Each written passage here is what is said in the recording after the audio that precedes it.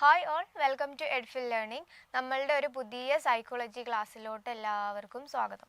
അപ്പോൾ psychology class എന്ന് പറഞ്ഞിട്ടുണ്ടെങ്കിൽ നമ്മളുടെ ഒക്ടോബർ 2023 കഴിഞ്ഞിട്ടുള്ള PYQ അല്ലേ, പ്രീവിയസ് ഇയർ ക്വസ്റ്റ്യൻസ് നമുക്കൊന്ന് ഡീറ്റെയിൽ ആയിട്ട് നോക്കാം. അതും കാറ്റഗറി 1-ൻ്റേതാണ് ഇത് നമ്മൾ നോക്കാൻ പോകുന്നത്. ആദ്യത്തെ ചോദ്യം വരുന്നത് നമ്മളുടെ അബ്രഹാം മാസ്ലോ അല്ലേ, ഹൈറാർക്കി ഓഫ് ലേണിംഗ് നമ്മൾ പഠിച്ചു കഴിഞ്ഞിട്ടുള്ളതാണ്. മാസ്ലോയുടെ ആവശ്യങ്ങളുടെ ശ്രേണിയിൽ മൂന്നാമതായുള്ള തലത്തിൽ വിശദീകരിച്ചിട്ടുള്ള ആവശ്യം തിരഞ്ഞെടുക്കുക അല്ലേ. മൂന്നാമത്തെ അദ്ദേഹത്തിൻ്റെ ഒരു പിരമിഡ് ഉണ്ട് അല്ലേ, പഠിച്ചവർക്കറിയാം ഒരു പിരമിഡ് ഉണ്ട്. അതിലെ മൂന്നാമത്തെ ആവശ്യം ഏത് എന്നാണ് ചോദ്യം. സോ ഓപ്ഷൻസ് എ ശാരീരിക ആവശ്യം, ഓപ്ഷൻ ബി ആദരിക്കപ്പെടാനുള്ള ആവശ്യം, ഓപ്ഷൻ സി സ്നേഹിക്കാനും സ്നേഹിക്കപ്പെടാനുമുള്ള ആവശ്യം, ഓപ്ഷൻ ഡി സുരക്ഷിതത്വത്തിനുള്ള ആവശ്യം. അപ്പോൾ നമുക്ക് ഹൈറാർക്കി പഠിച്ചിട്ടുള്ള അല്ലെങ്കിൽ പിരമിഡ് പഠിച്ചിട്ടുള്ള ആളാണെങ്കിൽ കറക്റ്റ് ആൻസർ ചെയ്യാനറിയാം ഏതാണ് സ്നേഹിക്കാനും സ്നേഹിക്കപ്പെടാനുമുള്ള ആവശ്യം അല്ലേ. അപ്പോൾ നമുക്ക് ഈ ഹൈറാർക്കി ഒന്ന് നോക്കാം, പിരമിഡ് അല്ലേ. ആദ്യം നമ്മൾക്ക് ഫിസിയോളജിക്കൽ നീഡ്സ് ആണ്, ശാരീരികപരമായിട്ടുള്ള ആവശ്യമാണ്. അതിൽ വരുന്നതാണ് air, water, food, shelter, sleep, clothing, reproduction അല്ലേ. ഇതൊക്കെ ഒരാളുടെ ഏറ്റവും ബേസിക് ആയിട്ടുള്ള ആവശ്യങ്ങൾ. അതാണ് പിരമിഡിൻ്റെ ഏറ്റവും താഴെ അദ്ദേഹം കൊടുത്തിട്ടുള്ളത്. പിന്നെ വരുന്നതാണ് സേഫ്റ്റി ആൻഡ് നീഡ്സ്. നമുക്കൊരു സെക്യൂരിറ്റി ഫീൽ അല്ലേ, അതാണ് പേഴ്സണൽ സെക്യൂരിറ്റി വേണം, ഒരാൾക്ക് എംപ്ലോയ്മെൻറ്റ് ഒരു ജോലി വേണം, റിസോഴ്സസ് വേണം, ഹെൽത്ത് വേണം, പ്രോപ്പർട്ടി വേണം അല്ലേ. അതൊക്കെയാണ് നമ്മുടെ സേഫ്റ്റി നീഡ്, സുരക്ഷിതത്വത്തിൽ വരുന്നത്. നമ്മളുടെ ചോദ്യം മൂന്നാമത്തേതായിരുന്നു അല്ലേ, ലവ് ആൻഡ് ബിലോങ്ങിങ്സ്, സ്നേഹിക്കാനും സ്നേഹിക്കപ്പെടാനുമുള്ള. അതാണ് വരുന്നത് ഏത് friendship, intimacy, family, sense of connection കാര്യങ്ങളൊക്കെയാണ് മൂന്നാമത്തെ സ്റ്റേജിൽ വരിക. ദെൻ സെൽഫ് ആക്ച്വലൈസേഷൻ എസ്റ്റീം വരും അല്ലേ. നാലാമത്തെ സ്റ്റേജ് റെസ്പെക്റ്റ്, സെൽഫ് എസ്റ്റീം, നമുക്ക് സ്വന്തമായിട്ടുള്ള ഒരു റെസ്പെക്റ്റ്, മറ്റുള്ളവരോടുള്ള ഒരു റെസ്പെക്റ്റ്, ബഹുമാനം കാര്യങ്ങളൊക്കെ വരുന്ന സ്റ്റേജാണ് സെൽഫ് എസ്റ്റീം. പിന്നെ വരുന്നതാണ് സെൽഫ് ആക്ച്വലൈസേഷൻ, അതായത് ഏറ്റവും ഏറ്റവും അറ്റ്മോസ്റ്റ് ആയിട്ടുള്ള അദ്ദേഹം പറയുന്ന ആത്മസാക്ഷാത്കാര ലെവൽ അല്ലേ. ഞാൻ എന്തായി തീരണമെന്നായിരുന്നോ ഞാൻ ആഗ്രഹിച്ചത്, ഞാൻ അവിടെ എത്തിച്ചേരുന്ന ആ ഒരു സ്റ്റേജ്, അതാണ് ഒരാളുടെ ജീവിതത്തിൻ്റെ ഏറ്റവും അന്തിമ ലക്ഷ്യം എന്നാണ് നമ്മളുടെ അബ്രഹാം മാസ്ലോ പറയുന്നത്. സോ ഇതിൽ നമുക്ക് ആദ്യത്തിലൊക്കെ അല്ലേ നമ്മളുടെ സൈക്കോളജി അല്ലെങ്കിൽ നമ്മളുടെ കേട്ടിട്ടുന്ന് ഈ ഒരു ഭാഗത്തു നിന്ന് ജസ്റ്റ് ചോദിച്ചിരുന്നത് ഏറ്റവും അടിത്തട്ടിലുള്ളത് ഏതാണ്, ഏറ്റവും അറ്റ്മോസ്റ്റ് ടോപ്പിലുള്ളത് ഏതാണെന്നായിരുന്നു ഇതുവരെ വന്നിട്ടുള്ളതിന് ക്വസ്റ്റ്യൻ. പക്ഷേ ഇപ്പോൾ ഒരു 2-3 കൊല്ലമായിട്ട് പിരമിഡ് മൊത്തത്തിൽ തന്നെ പഠിക്കേണ്ടതായിട്ട് വരുന്നുണ്ട് അല്ലേ. ഇപ്പോൾ ഇത്തവണ ചോദിച്ചത് മൂന്നാമത്തതാണ്. അപ്പോൾ ഇത്തരത്തിൽ എന്ത് ചെയ്യുക, പഠിക്കുമ്പോൾ നമ്മൾ ഒന്നും കൂടി ഡീപ്പായിട്ട് പഠിച്ച് തന്നെ പോവാം. പ്രത്യേകിച്ച് ഇതൊന്നും നമുക്ക് വെറുതെ മാർക്ക് കളയേണ്ടാത്ത ടോപ്പിക്കാണ് അല്ലേ, നമുക്ക് ഈസി ആയിട്ട് മാർക്ക് കിട്ടുന്ന ടോപ്പിക്കാണ്. ഈ അബ്രഹാം മാസ്ലോയുടെ ഏത് സൈക്കോളജിയിലെ ഏത് പഠിക്കുകയാണെങ്കിലും നമ്മൾ നമ്മളുടെ സ്വന്തം ജീവിതം ഒന്ന് കണക്ട് ചെയ്തിട്ട് പഠിക്കുക. നമുക്ക് ആദ്യം തന്നെ എന്ത് വേണം, ഒരു ഏറ്റവും ബേസ് ആയിട്ടുള്ള കാര്യങ്ങൾ വേണം, വീട്, ഫുഡ്, ഷെൽട്ടർ കാര്യങ്ങളൊക്കെ വേണം. അത്തരത്തിൽ തന്നെ ഈ പിരമിഡ് പഠിച്ചു പോയാൽ നിങ്ങൾ വെറുതെ കാണാപാഠം പഠിക്കേണ്ട ഒരാവശ്യം ഉണ്ടാവത്തില്ല. ഓക്കെ, ദെൻ അടുത്ത ചോദ്യം, താഴെ പറയുന്നവയിൽ പഠനത്തെ സ്വാധീനിക്കുന്ന മാനസികമായ ഘടകം ഏതാണ്? ഓക്കെ, മാനസികമായിട്ടുള്ള ഘടകമാണ് കേട്ടോ, അതെപ്പോഴും നോക്കി വെക്കണം. സോ ഓപ്ഷൻസ് പ്രായം, ആരോഗ്യം, ക്ഷമത, പ്രചോദനം അല്ലേ. അപ്പം നമുക്കറിയാം പഠനത്തെ സ്വാധീനിക്കുന്ന 2 ഘടകമുണ്ട്. ഒന്നേതാണ് മാനസികമായിട്ടുള്ളതുകൊണ്ട്, രണ്ടാമത്തെ ശാരീരികപരമായിട്ടുള്ള ഘടകമുണ്ട്. അപ്പം ഇവിടെ നമ്മളോട് ചോദിച്ചത് മാനസികമായിട്ടുള്ള മെൻ്റലായിട്ടുള്ള ഫാക്ടർ ഏതാണെന്നാണ് ചോദിച്ചിട്ടുള്ളത്. സോ നമുക്കറിയാം ഏതാണ്, പ്രചോദനമാണ് അല്ലേ. ഒരാൾക്ക് മെൻ്റലി ഉണ്ടാവേണ്ട ഒരു സാധനമല്ലേ പ്രചോദനം. ബാക്കി പ്രായം, ആരോഗ്യം, ക്ഷമത എന്നുള്ളതൊക്കെ ഒരാളുടെ ഫിസിക്കൽ അല്ലെങ്കിൽ ഫിസിയോളജിക്കൽ നീഡ്സിനനുസരിച്ചിരിക്കും അല്ലേ, അയാളുടെ ഫിസിയോളജിക്കൽ ഫാക്ടറിനനുസരിച്ചിരിക്കുന്നതാണ് ബാക്കിയുള്ളതൊക്കെ. അല്ലെങ്കിൽ ശാരീരികപരമായിട്ടുള്ള ഘടകങ്ങളാണ് പ്രായവും ആരോഗ്യവും ക്ഷമതയൊക്കെ. മാനസികമായിട്ടുള്ള ഘടകത്തിൽ വരുന്നതാണ് ഒരാളുടെ പ്രചോദനം. ഏതിനെയാണ്, പഠനത്തെ സ്വാധീനിക്കുന്നതാണ് കേട്ടോ. ദെൻ മൂന്നാമത്തത്, ടീച്ചർ കുട്ടികളോട് താൻ പഠിപ്പിച്ച ഒരു കഥയെ അടിസ്ഥാനപ്പെടുത്തി ഒരു നാടകം അവതരിപ്പിക്കാൻ ആവശ്യപ്പെടുന്നു. ഇവിടെ ഏത് പഠന രീതിയാണ് ഉപയോഗിച്ചിട്ടുള്ളത്? ടീച്ചർ പഠിപ്പിച്ചിട്ടുള്ള കഥ നാടകമായിട്ട് കുട്ടികളോട് ആവിഷ്കരിക്കാൻ പറഞ്ഞു ക്ലാസ്സിൽ. സോ ഓപ്ഷൻ എ പ്രശ്നാധിഷ്ഠിതം, ഓപ്ഷൻ ബി പ്രവർത്തനാധിഷ്ഠിതം, ഓപ്ഷൻ സി പ്രബന്ധാധിഷ്ഠിതം, ഓപ്ഷൻ ഡി പ്രഭാഷണാധിഷ്ഠിതം അല്ലേ. അപ്പോൾ നമുക്കറിയാം എന്താണ്, ആൾറെഡി കുട്ടിക്ക് അറിയുന്ന ഒരു കഥ നാടകമായിട്ട്, അപ്പോൾ നമുക്കറിയാം ആൾറെഡി കുട്ടിക്ക് അറിയുന്ന ഒരു കഥ നാടകമായിട്ട് അവതരിപ്പിക്കാനാണ് പറയുന്നത് അല്ലേ. സോ നമുക്കൊരു സംശയം വേണ്ട, ഓപ്ഷൻ ബി പ്രവർത്തനാധിഷ്ഠിതമാണ്. പ്രവർത്തിച്ചുകൊണ്ടല്ലേ നാടകം ചെയ്യുക, അതുകൊണ്ട് തന്നെ പ്രവർത്തനാധിഷ്ഠിതമായിട്ടുള്ള ഒരു വർക്കാണ് ടീച്ചർ കൊടുത്തിട്ടുള്ളത്. ഇനി ബാക്കി പ്രശ്നാധിഷ്ഠിതം എന്ന് പറഞ്ഞിട്ടുണ്ടെങ്കിൽ എന്താ, സാധാരണ നമ്മൾ മാത്സിലൊക്കെ പറയും അല്ലേ, ഒരു പ്രോബ്ലം കൊടുക്കുക അല്ലെങ്കിൽ ഒരു ക്വസ്റ്റ്യൻ കൊടുക്കുക, എന്നിട്ട് അതിൻ്റെ സൊല്യൂഷൻ കണ്ടെത്തുക, അതിൻ്റെ ഉത്തരം കണ്ടെത്തുന്നതാണ് പ്രശ്നാധിഷ്ഠിതത്തിൽ വരിക. പിന്നെ പ്രബന്ധാധിഷ്ഠിതം, അത് നമുക്ക് എഴുത്തുമായിട്ട് ബന്ധപ്പെട്ടിട്ട് ഉള്ള ഒരു സംഭവമാക്കാം. ഏത്, പ്രബന്ധാധിഷ്ഠിതം അല്ലെ. ഇപ്പൊ ഈ ടീച്ചർ ഈ ഒരു കഥ കുട്ടിയോട് എന്ത് പറഞ്ഞു, കുട്ടിക്ക് സ്വന്തമായിട്ടുള്ള ഒരു അനുഭവം ആക്കിയിട്ട് എഴുതാൻ പറഞ്ഞു. അപ്പൊ അത് എന്തിലാ വരിക, പ്രബന്ധാധിഷ്ഠിതത്തിലാണ് വരിക. ഇനി അടുത്തതാണെങ്കിലോ പ്രഭാഷണാധിഷ്ഠിതം എന്ന് പറഞ്ഞിട്ടുണ്ടെങ്കിൽ നമ്മൾ പറയുന്നതായി അല്ലെ, ഈ കഥ ഓരോ കുട്ടിയെയും ടീച്ചർ ക്ലാസ്സിൽ വിളിച്ചിട്ട് പറയാനായിട്ട് പറഞ്ഞു എന്നായിരുന്നെങ്കിൽ ഇതെന്തായിരുന്നു, പ്രഭാഷണാധിഷ്ഠിതമായിട്ടുള്ള വരുന്നത്. പക്ഷെ ഇവിടെ ടീച്ചർ നാടകമായിട്ട് അവതരിപ്പിക്കാനാണ് പറഞ്ഞത്, അതുകൊണ്ടാണ് പ്രവർത്തനാധിഷ്ഠിതത്തിൽ ഈ ഒരു കാര്യം വരുന്നത്. ഓക്കെ, ദെൻ അടുത്തത് പരിശീലനം കൊണ്ട് ഒരു വ്യക്തിയുടെ പെരുമാറ്റത്തിൽ ഉണ്ടാകുന്ന താരതമ്യേന സ്ഥിരമായ മാറ്റം. ഒരു PYQ ക്വസ്റ്റ്യൻ ആണ്, പ്രീവിയസ് ഇയർ ക്വസ്റ്റ്യൻ ആണ്. എന്താണ്, നമുക്ക് പരിശീലനത്തിലൂടെ അല്ലെങ്കിൽ നേടിയെടുക്കാൻ കഴിയുന്ന ഒരു മാറ്റം, സ്ഥിരമായിട്ടുള്ള മാറ്റം ഏതാണ്, പഠനം തന്നെയാണ്. അല്ലാണ്ട് വ്യക്തിത്വം, ബുദ്ധി, അഭിരുചി എന്ന് പറഞ്ഞതൊന്നും നമുക്കൊരു പരിശീലനത്തിലൂടെ നേടിയെടുക്കാൻ കഴിയത്തില്ല അല്ലെ. ഒരാളുടെ പേഴ്സണാലിറ്റി, ആ പേഴ്സണാലിറ്റി എന്ന് പറഞ്ഞിട്ടുണ്ടെങ്കിൽ എന്താ, ഒരു ട്രെയിൻ ചെയ്ത് അയാളെ വേറൊരാളാക്കി മാറ്റാൻ കഴിയുമോ, ഇല്ല. അതായത് വ്യക്തിത്വം, ബുദ്ധി, അഭിരുചി എന്നൊക്കെ പറഞ്ഞിട്ടുണ്ടെങ്കിൽ ഒരാൾക്ക് പാരമ്പര്യമായിട്ട് കിട്ടുന്ന ഒരു സംഭവമാണ്, അല്ലെങ്കിൽ ജന്മനാ കിട്ടുന്ന ഒരു സംഭവമാണ്. നേരെ മറിച്ച് നമുക്ക് എന്ത് ചെയ്യാം, നമ്മളുടെ പഠനത്തെ എന്ത് ചെയ്യാം, പരിശീലനം ചെയ്തിട്ട് നമുക്ക് മാറ്റിയെടുക്കാം. നമുക്കറിയാം, ചിലപ്പോൾ നമുക്ക് സ്കൂളുകളിൽ വർക്ക് ചെയ്യുന്നവരാണെങ്കിൽ പരിചയം ഉണ്ടാകും. ക്ലാസ്സിൽ ആദ്യം ഒന്നും പഠിക്കാത്തൊരു കുട്ടിയായിരിക്കും, പക്ഷേ നമ്മൾ ഒരു ടീച്ചറുമാണെങ്കിൽ കുട്ടിയെ നോക്കി മെൻറ്ററിങ് ചെയ്ത് കൊണ്ടുപോയി ആ കുട്ടി ഒരു പക്ഷേ എക്സാമുകളിൽ ഹൈ സ്കോറിൽ എത്തിയിരിക്കാം. അത്തരത്തിൽ ഓർമ്മിച്ച് വെക്കാം. നമുക്ക് പരിശീലനം കൊണ്ട് മാറ്റിയെടുക്കാൻ കഴിയുന്ന ഒരു സാധനമാണ് പഠനം. അപ്പോൾ പലരും ഉണ്ടാകില്ല, എനിക്ക് പഠിക്കാൻ കഴിയില്ല, എനിക്ക് അതിനുള്ള കഴിവൊന്നുമില്ല എന്ന് വിചാരിച്ചിരിക്കുന്നവർ തെറ്റാണ് വിചാരിക്കുന്നത്. അവർ പരിശീലനം ചെയ്താൽ എന്ത് ചെയ്യാൻ കഴിയും, ആർക്കായാലും പഠിച്ചെടുക്കാൻ കഴിയും, ഏത് കാര്യമായാലും കേട്ടോ. സോ അടുത്ത ചോദ്യം, സാമൂഹികമായി പിന്നോക്കം നിൽക്കുന്ന കുട്ടികളെ കുറിച്ച് താഴെ പറയുന്ന പ്രസ്താവനകളിൽ ശരിയായിട്ടുള്ളത് ഏത്? അപ്പം സാമൂഹ്യപരമായിട്ടുള്ള പിന്നോക്കാവസ്ഥയാണ് ഇവിടെ പറഞ്ഞിട്ടുള്ളത്. സോ ഓപ്ഷൻ എ, അവർക്ക് എല്ലായ്പ്പോഴും ഉയർന്ന ബുദ്ധിശക്തി ആയിരിക്കും. ഓപ്ഷൻ ബി, മിക്ക കുട്ടികളുടെയും പഠന നിലവാരം മോശമായിരിക്കും.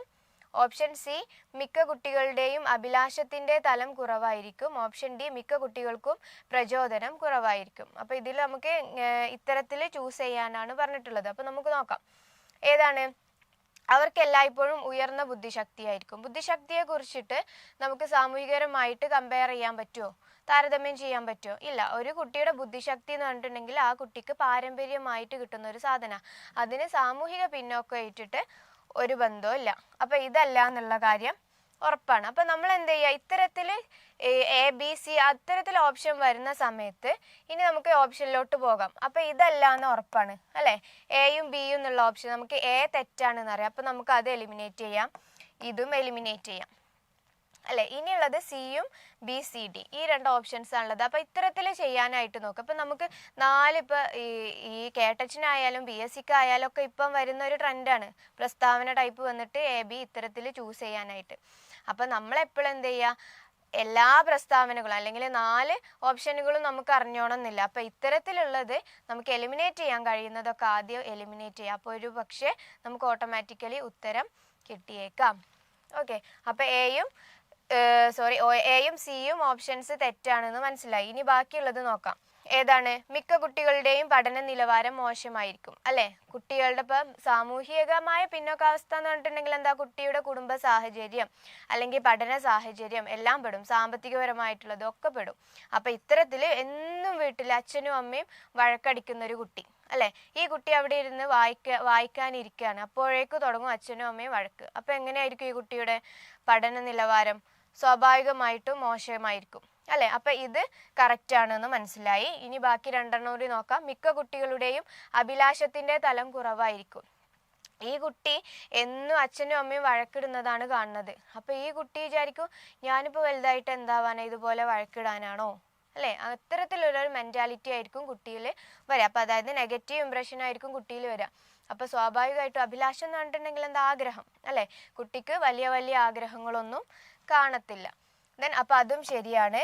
ദെൻ മിക്ക കുട്ടികൾക്കും പ്രചോദനം കുറവായിരിക്കും. നമുക്കൊരു പ്രചോദനം എന്ന് പറഞ്ഞിട്ടുണ്ടെങ്കിൽ നമുക്ക് ചിലർക്കുണ്ട് ഇപ്പം എന്താണ് നമ്മളുടെ പല മഹാത്മാക്കളുണ്ട് അല്ലേ, ലൈറ്റിൻ്റെ അടിയിലിരുന്ന് സ്ട്രീറ്റ് ലൈറ്റിൻ്റെ അടിയിലിരുന്ന് വായിച്ചവരൊക്കെ ഉണ്ട്. അവർക്കൊക്കെ എന്താണ് പ്രചോദനം ഉള്ളെന്നുള്ളതാണ് അല്ലേ, ഇൻബോൺ ആയിട്ടുള്ളതാണ്. പക്ഷേ ഇവിടെ പറയുന്നുണ്ട് മിക്ക കുട്ടികളെന്ന് പറയുന്നുണ്ട്, എല്ലാവരുടെയും കേസ് അല്ല പറയുന്നത് കേട്ടോ. മിക്ക കുട്ടികൾക്കും പ്രചോദനം കുറവായിരിക്കും. അവർക്ക് ഇന്ന തലത്തിലെത്തണം. ഇപ്പം ഇത് രണ്ടും കണക്റ്റഡ് ആണ്. കുട്ടിക്ക് ഭയങ്കരമായിട്ട് ഇത്ര ലെവലിലെത്തണം, എനിക്ക് IAS ആവണം, അത്തരത്തിലുള്ള ആഗ്രഹങ്ങളോ പ്രചോദനമോ ഒന്നും കുട്ടിക്ക് സ്വാഭാവികമായിട്ടും ഉണ്ടാവില്ല അല്ലേ. ഒരു പക്ഷേ ചിലപ്പം കുട്ടികൾക്ക് സ്കൂളിൽ നിന്ന് വീട്ടിലേക്ക് തിരിച്ചു പോകാൻ തന്നെ ഇഷ്ടമുണ്ടായിക്കോണമെന്നില്ല. അപ്പം അത്തരത്തിൽ അപ്പം ഇതും ശരിയാണ്. അപ്പം നമ്മളുടെ കറക്റ്റ് ആൻസർ ആയിട്ട് വരുന്നത് ഏതാണ്, ബിയും സിയും ഡിയും എന്നുള്ള ഓപ്ഷനാണ്. സോ നമ്മുടെ നെക്സ്റ്റ് ക്വസ്റ്റ്യൻ 6, ലിംഗനിഷ്പക്ഷ സ്കൂളുകളുടെ രൂപീകരണത്തിന് ഇപ്പോൾ വളരെയധികം പ്രാധാന്യം നൽകുന്നു. ഇത് എന്ത് ഉറപ്പിക്കുന്നതിന് വേണ്ടിയാണ് അല്ലേ. അപ്പോൾ ആദ്യം ലിംഗനിഷ്പക്ഷ സ്കൂൾ എന്ന് പറഞ്ഞിട്ടുണ്ടെങ്കിൽ എന്താണെന്നുള്ള ഐഡിയ വേണം. ആ ഐഡിയ കിട്ടണമെങ്കിൽ സമകാലീനമായിട്ടുള്ള കാര്യങ്ങളൊക്കെ അറിഞ്ഞിരിക്കണം, പേപ്പറൊക്കെ വായിക്കണം അല്ലേ. നമ്മൾ ടീച്ചേഴ്സ് ആവാൻ പോകുന്ന ആളാണ്. സോ സ്വാഭാവികമായിട്ടും ഇപ്പോൾ ഇവിടെ സ്കൂളിൽ നടക്കുന്ന കാര്യങ്ങളൊക്കെ നമ്മൾ അറിഞ്ഞിരിക്കണം. അപ്പം ലിംഗനിഷ്പക്ഷ സ്കൂളുകൾ എന്ന് പറഞ്ഞിട്ടുണ്ടെങ്കിൽ എന്താണ്, ആൺ പെൺ വേർതിരിവില്ലാണ്ട് ഇപ്പം നമ്മളറിയാം എന്താണ് ലിംഗനിഷ്പക്ഷ യൂണിഫോം ഒക്കെ വന്നു അല്ലേ, നമ്മുടെ കോഴിക്കോട് ബാലുശ്ശേരി സ്കൂളിലൊക്കെ വന്നു. അപ്പം അതും ഗവൺമെൻറ് സ്കൂളുകളിലാണ്. അപ്പം അത്തരത്തിലുള്ള കാര്യങ്ങൾ ഇല്ലാണ്ടാക്കാനും വേണ്ടിയിട്ട്, അതായത് ആൺ പെൺ വ്യത്യാസം ഇല്ലാണ്ടാക്കാനും വേണ്ടിയിട്ട് എല്ലാവർക്കും തുല്യ അവസരം നൽകുക എന്നുള്ളൊരു കോൺസെപ്റ്റിൽ ഒരാശയത്തിൽ വരുന്നതാണ് ഈ ലിംഗനിഷ്പക്ഷം എന്നുള്ള ആ ഒരു ടേം. സോ സ്വാഭാവികമായിട്ടും ലിംഗസമത്വം ഉറപ്പാക്കാനും വേണ്ടിയിട്ട് വരുന്നതാണ് എന്ത്, ലിംഗനിഷ്പക്ഷ സ്കൂളുകൾ. ഓക്കെ, അപ്പോൾ അത്തരത്തിൽ നമ്മളുടെ കേരളത്തിൽ ഇപ്പം മാറിക്കൊണ്ടിരിക്കുന്ന കാര്യങ്ങളെ കുറിച്ചിട്ടൊക്കെ എന്ത് ചെയ്യാം, ഒരു അവബോധം ഉണ്ടാക്കി വെക്കാം. സോ ലിംഗവിവേചനത്തിന് വേണ്ടിയിട്ടാണോ, ബാക്കിയുള്ളവരോട് പറയാം, ലിംഗവിവേചനം എന്ന് പറഞ്ഞാൽ എന്താ, ഡിസ്ക്രിമിനേഷൻ ആണോ, അല്ല. പിന്നെ സ്വത്വം അല്ല. ദെൻ ലിംഗപക്ഷാപാതം അതുമല്ല അല്ലേ. ലിംഗപക്ഷാപാതം എന്ന് പറഞ്ഞിട്ടുണ്ടെങ്കിൽ ലിംഗവിവേചനം ഏകദേശം കണക്റ്റഡ് ആണ്. സോ ലിംഗസമത്വം എന്നാണ് എന്തുകൊണ്ട് ഈ ലിംഗനിഷ്പക്ഷ സ്കൂളുകൾ എന്നതുകൊണ്ട് അർത്ഥമാക്കുന്നത്. ഓക്കെ. ദെൻ 7, വൈകല്യത്തിന്റെ കാരണങ്ങൾ പാരമ്പര്യമോ പാരിസ്ഥിതികമോ ആവാം. വൈകല്യത്തിന് കാരണമാകുന്ന പാരിസ്ഥിതിക ഘടകം താഴെ കൊടുത്തിട്ടുള്ള പട്ടികയിൽ നിന്ന് തിരഞ്ഞെടുക്കുക അല്ലെ. അപ്പോൾ 2 കാരണങ്ങൾ ഉണ്ടാകാം, പാരമ്പര്യം ഉണ്ടാകാം, പാരിസ്ഥിതികം ഉണ്ടാകും. ഒരു കുട്ടിയിൽ എന്തെങ്കിലും വൈകല്യങ്ങൾ ഉണ്ടെങ്കിൽ 2 ഫാക്ടർ ഉണ്ടാകും. സോ അതിൽ നമ്മളോട് ചോദിച്ചിട്ടുള്ളത് ഏതാണ്, പാരിസ്ഥിതികമായ ഘടകം ഏതാണ് എന്നാണ് ചോദിച്ചിട്ടുള്ളത്. സോ എ ജീനുകൾ, ബി ക്രോമസോമുകൾ, സി ഹോർമോണുകൾ, ഡി രോഗങ്ങൾ അല്ലേ. ഇനി ഒന്നും അറിയില്ലെങ്കിലും നമുക്ക് ആൻസർ കണ്ടെത്താം, രോഗങ്ങളാണ്. ബാക്കിയുള്ളതൊക്കെ എന്താണ്, ഇതെല്ലാം തന്നെ എന്താണ് പാരമ്പര്യമായിട്ടുള്ളതാണ്. ഇത് മാത്രമാണ് എന്ത് വരുന്നത്, പാരിസ്ഥിതികത്തിൽ വരുന്നത്. ഓക്കെ, ഡൗട്ട്സ് ഒന്നുമില്ല എന്ന് വിചാരിക്കുന്നു. അടുത്തത്, മിക്ക വിദ്യാഭ്യാസ സ്ഥാപനങ്ങളിലും ഒരു കുട്ടിയുടെ വികസനത്തിന്റെ എല്ലാ വശങ്ങളും മൂല്യനിർണ്ണയം നടത്തുന്നു.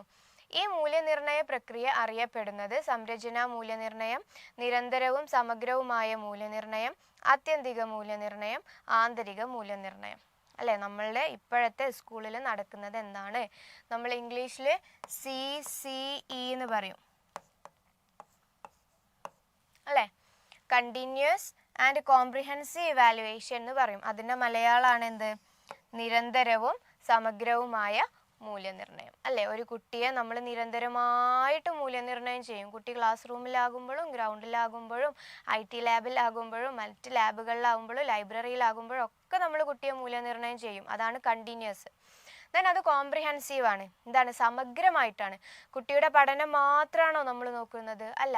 കുട്ടിയുടെ ബാക്കി എല്ലാ തലങ്ങളും, കുട്ടികൾക്ക് കായികപരമായിട്ടോ അല്ലെങ്കിൽ കലാപരമായിട്ടുള്ള മിടുക്കോ എല്ലാതും വെച്ചിട്ടാണ് നമ്മൾ കുട്ടിയെ മൂല്യനിർണ്ണയം ചെയ്യുക. സോ അത്തരത്തിലുള്ള മൂല്യനിർണ്ണയമാണ് എന്ത്, ഇപ്പോഴത്തെ നമ്മളുടെ വിദ്യാഭ്യാസ സ്ഥാപനങ്ങളിൽ നിലകൊള്ളുന്നത്.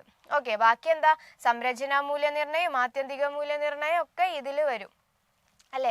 സംരചനാ മൂല്യനിർണ്ണയം, ആത്യന്തിക മൂല്യനിർണ്ണയം എന്നൊക്കെ പറഞ്ഞിട്ട് നമ്മളുടെ ആത്യന്തികം എന്ന് പറഞ്ഞിട്ടുണ്ടെങ്കിൽ നമ്മളുടെ ഫൈനൽ എക്സാം അല്ലേ, നമ്മളുടെ കൊല്ലപരീക്ഷ അതൊക്കെ ഇതിൽ വരും അല്ലേ. എല്ലാത്തിൻ്റെയും കൂടി ഒരു ആകത്തുകയാണ് എന്ത്, ഇതെല്ലാം ചൂണ്ടുന്നത് ഇതിലോട്ട് തന്നെയാണ്. ആന്തരിക മൂല്യനിർണ്ണയം എന്ന് പറഞ്ഞിട്ടുണ്ടെങ്കിൽ കുട്ടിയെ നമ്മൾ ആന്തരികമായിട്ട് മൂല്യനിർണ്ണയം ചെയ്യുക അല്ലെ. ഒരു കുട്ടിയുടെ പേഴ്സണാലിറ്റി ഒരു ടീച്ചർക്ക് പക്ക അറിയലുണ്ടാവും. ആ കുട്ടി എങ്ങനെയാണ് അവിടെ പെരുമാറുക, ആ കുട്ടിയുടെ സ്വഭാവം എങ്ങനെയാണ് അല്ലെ, അതാണ് ആന്തരിക മൂല്യനിർണ്ണയം. അപ്പൊ ഇതൊക്കെ മൂല്യനിർണ്ണയം വരുന്നത് ഏതാണ്? നിരന്തരവും സമഗ്രവുമായ മൂല്യനിർണ്ണയത്തിന്റെ ഭാഗങ്ങളാണ് ഇതൊക്കെ. അപ്പോൾ ഇപ്പോഴത്തെ വിദ്യാഭ്യാസ സ്ഥാപനങ്ങളിൽ നടക്കുന്നത് ഏതാണ്? CCE ആണ്, കണ്ടിന്യൂസ് ആൻഡ് കോംപ്രിഹെൻസീവ് ഇവാലുവേഷൻ, അല്ലെങ്കിൽ നിരന്തരവും സമഗ്രവുമായ മൂല്യനിർണ്ണയമാണ് നടക്കുന്നത്. ഞാൻ അടുത്തത്, താഴെ പറയുന്നവയിൽ സെഫാലോകോർഡൽ തത്വവുമായി ബന്ധപ്പെട്ടത് ഏത്? ഓക്കെ, അപ്പൊ സെഫാലോകോർഡൽ എന്ന് പറഞ്ഞിട്ടുണ്ടെങ്കിൽ എന്താണെന്ന് ആദ്യം അറിയണം അല്ലെ. പ്രോക്സിമോ ഡിസ്റ്റലും ഉണ്ട്, സെഫാലോകോർഡലും ഉണ്ട്. നമുക്ക് നോക്കാം. സോ ഓപ്ഷൻ എ, വികാസം ശരീരമധ്യത്തിൽ നിന്ന് വശങ്ങളിലേക്ക് നടക്കുന്നു. ഓപ്ഷൻ ബി, വികാസം സഞ്ചിത സ്വഭാവത്തോടു കൂടിയതാണ്. ഓപ്ഷൻ സി, വികാസം ഗതി നിയമം പാലിക്കുന്നു. ഓപ്ഷൻ ഡി, വികാസം തല മുതൽ കാല് വരെ എന്ന ക്രമത്തിൽ നടക്കുന്നു. അപ്പൊ ഇവിടെ പറഞ്ഞിട്ടുള്ളതെല്ലാം വികാസ തത്വങ്ങളാണ്, അതിൽ ആർക്കും ഒരു സംശയവും ഇല്ല. ഇനി നമ്മളോട് ചോദിച്ചത് സെഫാലോകോർഡൽ തത്വവുമായി ബന്ധപ്പെട്ടത് ഏതാണെന്നാണ്. ഏതാണ്? വികാസം തല മുതൽ കാല് വരെ നടക്കുന്നു എന്നുള്ളതാണ് ഏത്? സെഫാലോകോർഡൽ കൊണ്ട് അർത്ഥമാക്കുന്നത്. എന്താണ് അതിന്റെ അർത്ഥം?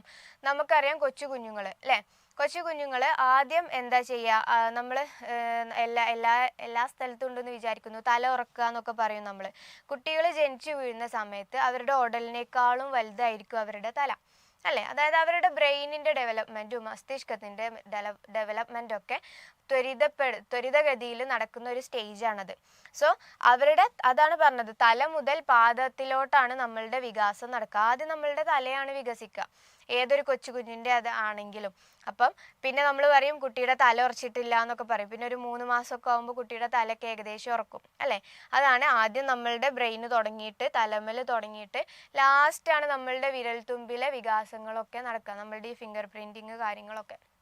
അപ്പോൾ അതാണ് തല മുതൽ പാദം വരെ എന്നുള്ള ഓർഡറിലാണ്, കാല് വരെ എന്നുള്ള ഓർഡറിലാണ് നമ്മളുടെ വികാസം നടക്കുക. അതിൻ്റെ ഒരു സയന്റിഫിക് ടേമാണ് ഏത്? സെഫാലോകോർഡൽ തത്വം അല്ലെ.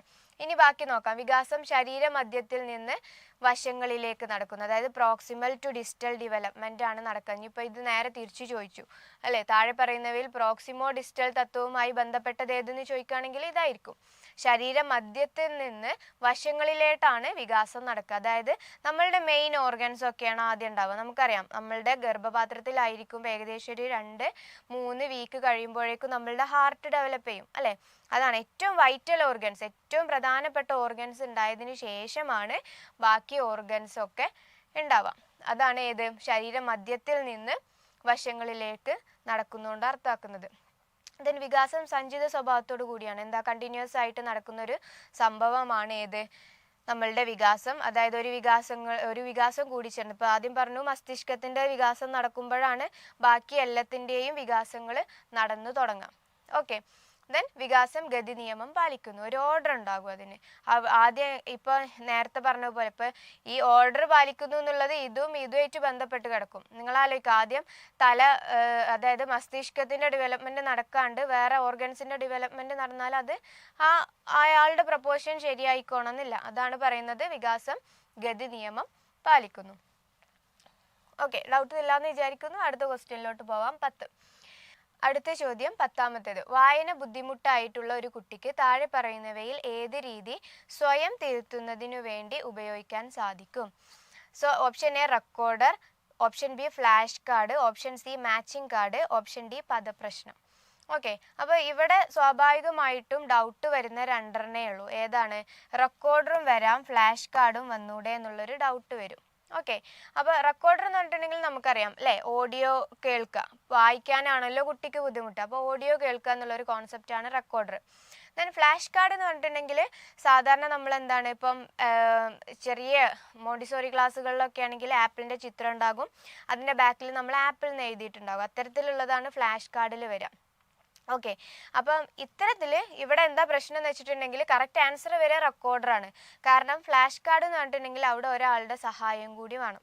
ഇവിടെ കുട്ടിക്ക് സ്വയം തിരുത്തുന്നതിന് വേണ്ടി എന്ന് പറഞ്ഞിട്ടുണ്ട്. അപ്പം നിങ്ങൾ എപ്പോഴും ക്വസ്റ്റ്യൻ മുഴുവനായിട്ട് ഡീപ്പായിട്ട് വായിക്കാം.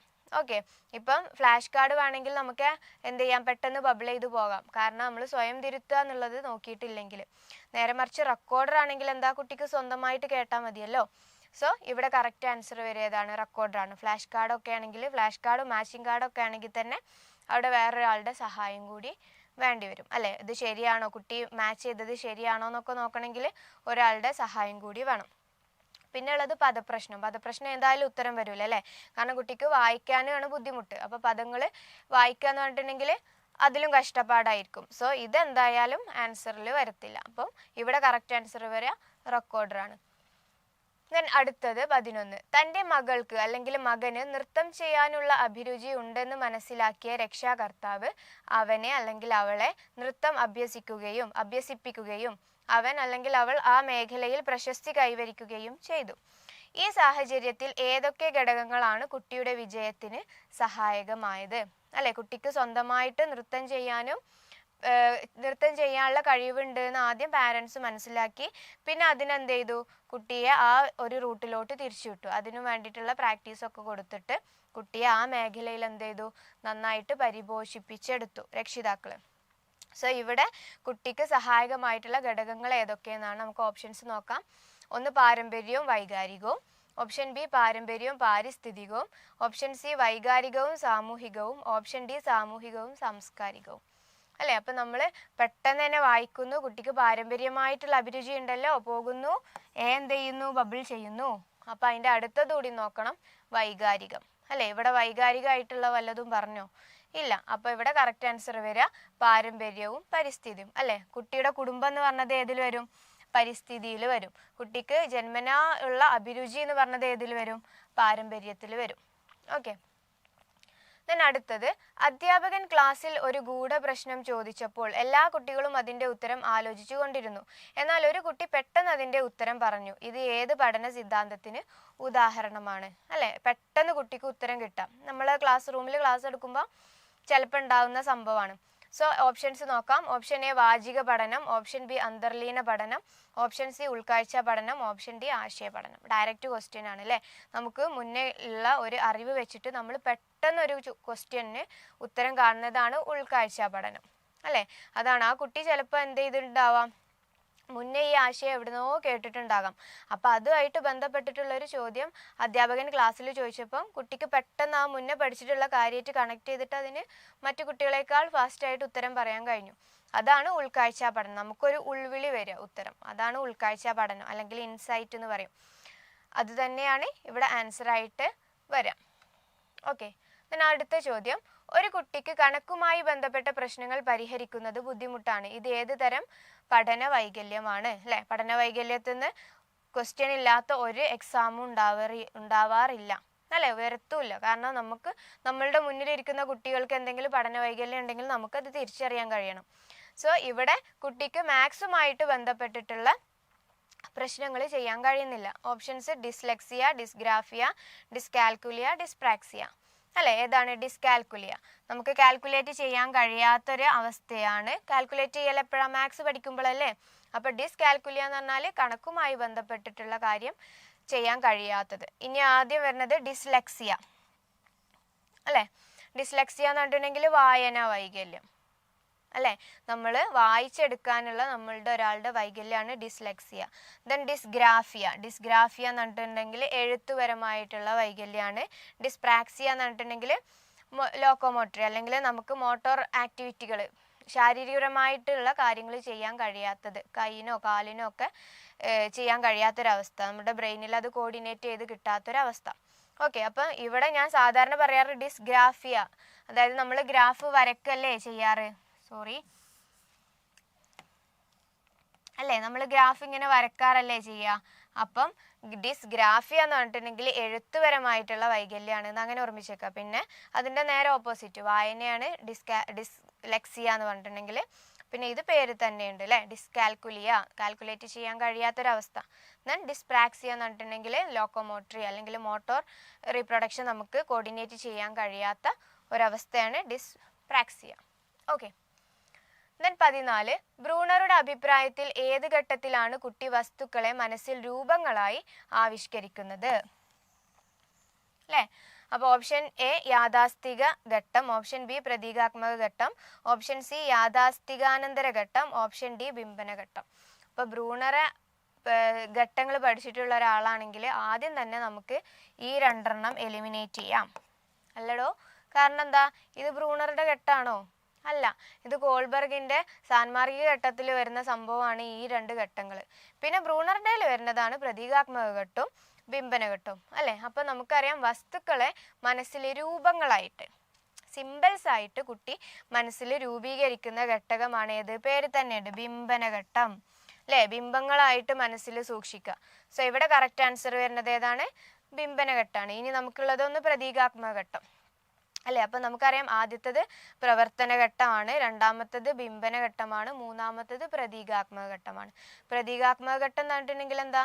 നല്ല ഡെവലപ്പ് ആയിട്ടുള്ള ഒരു കുട്ടി, 5 എന്ന് പറയുമ്പോൾ കുട്ടിക്ക് 5 എന്നിങ്ങനെ എഴുതാൻ കഴിയും അല്ലേ. നേരെ മറിച്ച് ബിംബന ഘട്ടത്തിലുള്ള ഒരു കുട്ടിക്ക് 5 എന്നുള്ള കോൺസെപ്റ്റ് കിട്ടണമെങ്കിൽ ചിലപ്പോൾ 5 മഞ്ചാടികൾ ഇങ്ങനെ വെച്ച് കൊടുക്കേണ്ടി വരും. അതാണ് ഈ രണ്ട് സ്റ്റേജ് തമ്മിലുള്ള വ്യത്യാസം കേട്ടോ. ബിംബനഘട്ടം എന്ന് പറഞ്ഞിട്ടുണ്ടെങ്കിൽ കുട്ടിയൊക്കെ ഒരു ചിത്രരൂപങ്ങളായിട്ട്, ഒരു എന്താ പറയാ രൂപങ്ങളായിട്ടായിരിക്കും വസ്തുക്കളെയൊക്കെ മനസ്സിൽ അതായത് മനസ്സിലുണ്ടായിരിക്കുക. നേരെ മറിച്ച് പ്രതീകാത്മക ഘട്ടം എന്ന് പറഞ്ഞിട്ടുണ്ടെങ്കിൽ ആ ഒരു വസ്തുവിന്റെ ചിത്രം കുട്ടിക്ക് മനസ്സിലോട്ട് വരും. ഓക്കെ, അതാണ് ഈ രണ്ട് സ്റ്റേജ് തമ്മിലുള്ള വ്യത്യാസം. ദെൻ അടുത്തത് 15, ഡൈവേർജന്റ് ചിന്തയിൽ ഉൾക്കൊള്ളുന്നത് ഏതൊക്കെയാണ് എന്നാണ്. പക്ഷേ ഈ ഒരു ചോദ്യത്തിന് ചെറിയ പ്രശ്നമുണ്ട്, ഇത് എലിമിനേറ്റ് ചെയ്തിട്ടുള്ളൊരു ക്വസ്റ്റ്യൻ ആണ്. നമുക്ക് ഏതായാലും നോക്കാം. ഓപ്ഷൻ എ, കുട്ടി ഒരു പരിഹാരം മാത്രം കാണുന്നു. ഓപ്ഷൻ ബി, കുട്ടിക്ക് പരിഹാരം കണ്ടെത്താൻ സാധിക്കുന്നില്ല. ഓപ്ഷൻ സി, കുട്ടി സങ്കീർണമായ ഉത്തരങ്ങൾ കണ്ടെത്തുന്നു. ഓപ്ഷൻ ഡി, കുട്ടി പരിഹാരത്തിനായി പല രീതികൾ ഉപയോഗിക്കുന്നു. അപ്പോൾ ഇവിടെ കറക്റ്റ് ആൻസർ വരെ ഓപ്ഷൻ ഡി ആണ് അല്ലേ. നമുക്കറിയാം ഡൈവേർജന്റ് തിങ്കിങ്ങും ഉണ്ട്, കൺവേർജന്റ് തിങ്കിങ്ങും ഉണ്ട്. അതായത് കൺവേർജന്റ് തിങ്കിങ് എന്ന് പറഞ്ഞിട്ടുണ്ടെങ്കിൽ എന്താ? ഒരു ചോദ്യത്തിന് ഒരൊറ്റ ഉത്തരം. ഇപ്പോൾ ഒരു എക്സാമ്പിൾ പറയാണ്, ഞാൻ പറഞ്ഞു